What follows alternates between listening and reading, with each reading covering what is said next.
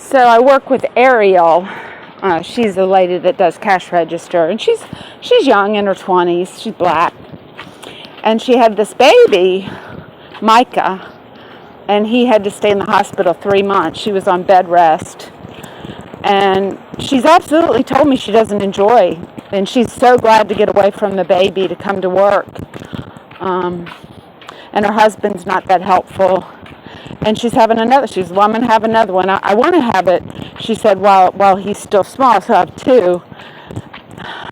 She said, but if I waited, I said, well, I did that. I waited until I had my second child, and the first one wasn't, this guy is probably 6 or 9 months old, and he's little, he's teeny.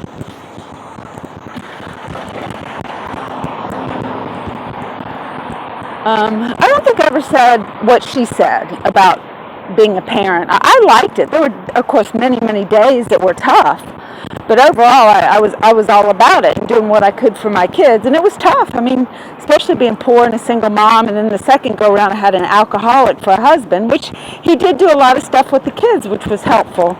He'd feed them a bottle when they were on bottle, and I could leave the house. But one day, when James was about 18 months old, I was just had the baby, Morgan, and I was so tired, I had some problems, and couldn't get out of bed, and she was sleeping, the baby was sleeping, and he flipped out the window. So we sent him to daycare, because it was just having a toddler and a new baby was too tough for me. I just question, maybe she's never really experienced life without, poor children that don't have much money, and that's just what she's used to. And I guess I went through that on my first go around, and I had grown up in a sense that everybody, oh, you're so poor, we're so poor, we don't have enough money, but we did. I mean, it's just my mom had a more luxurious idea of how she wanted to live than what my dad could provide. If she could have taken comfort in the fact that you got a house, your 3 kids are here, your husband's out working, to support this, but she just had troubles, and she was never satisfied. And basically, Granddaddy, the medical doctor, and Uncle Porter would never let us go homeless, no matter if my dad's really sick and he can't make a sale because of his uncontrolled emotions from bipolar 2 that he was suffering. And Granddaddy said, I didn't understand, but he said, your parents should have never had kids.